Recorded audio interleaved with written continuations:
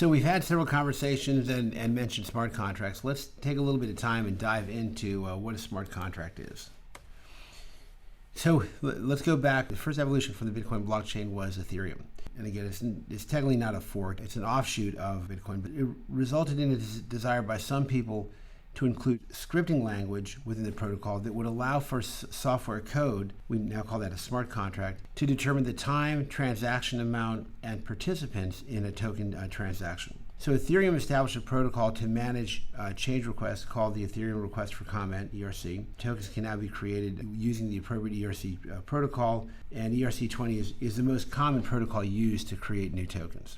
So let's talk about what a smart contract is. A smart contract is a computer protocol intended to digitally facilitate, verify, or enforce the negotiation or performance of a contract. Smart contracts allow the performance of credible transactions without a third party, and these transactions are trackable and typically irreversible. So when you have a smart contract, there's typically four components. There's a trigger, a sender, an amount, and the receiver.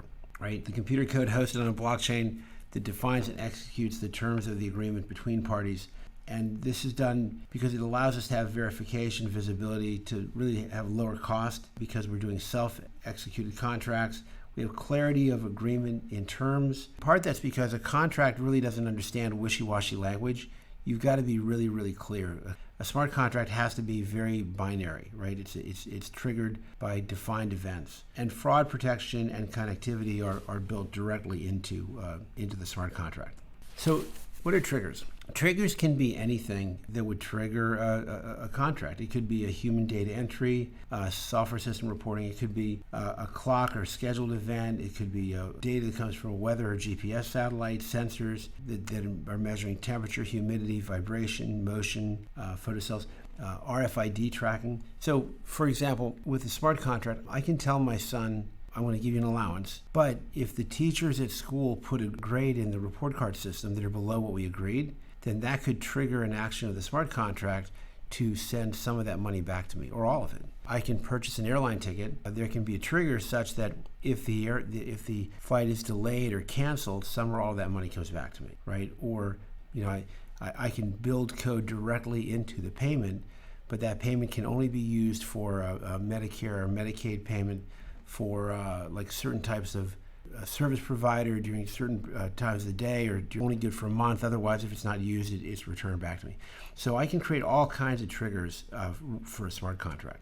And so if we think about, let's take this in terms of just a simple delivery. If we need to move products from the farm to the store, there could be a sensor inside the truck, because the longer the produce stays in transit, and if it stays in transit in environmental conditions that are not good for the produce, then that has a direct economic impact. So if the sensor in the truck says that it's gotten too hot or too dry or too humid, then that could actually trigger something in the smart contract.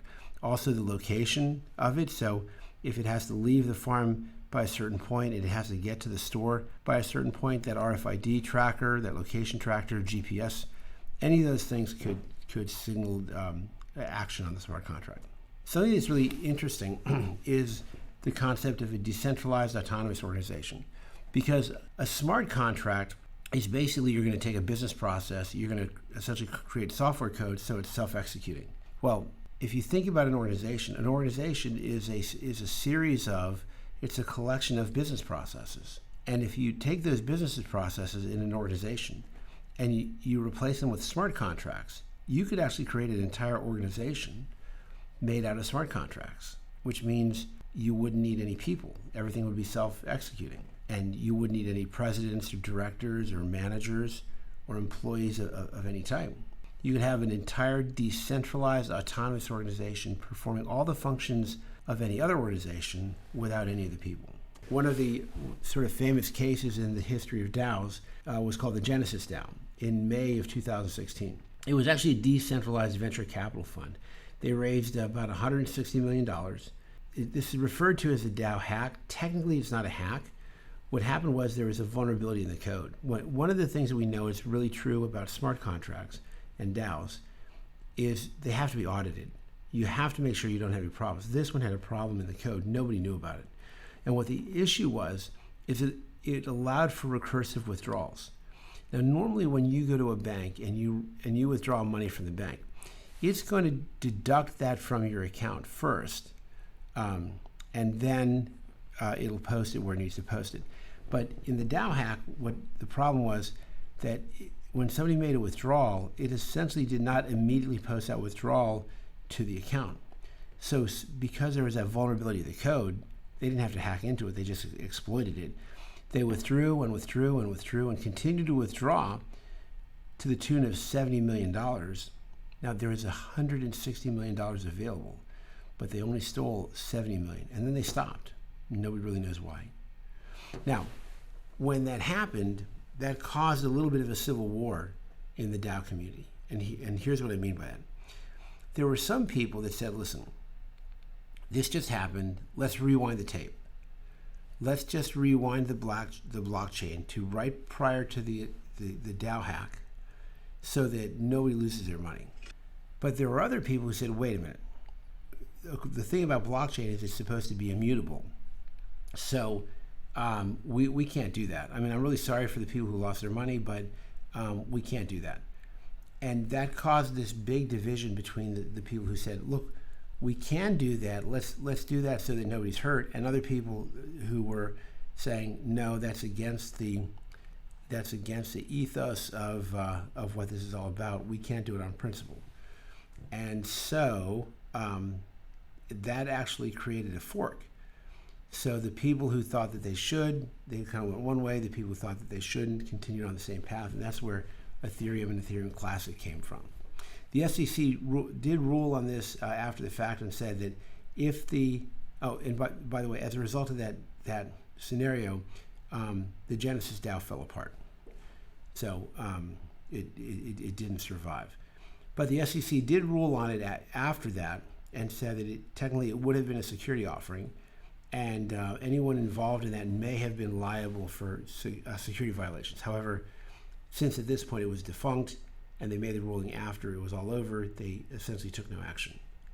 Today there's all kinds of organizations that are creating solutions and components to build DAOs.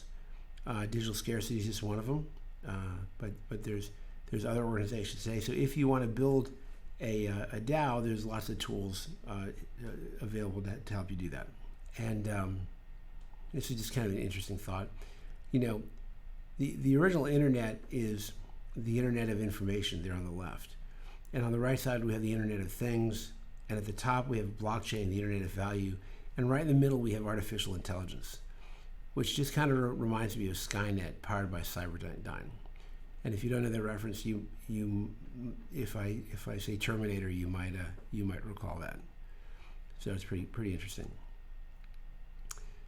All right, and that's it for that last module. Actually, we've got one more module to go, which is pretty quick.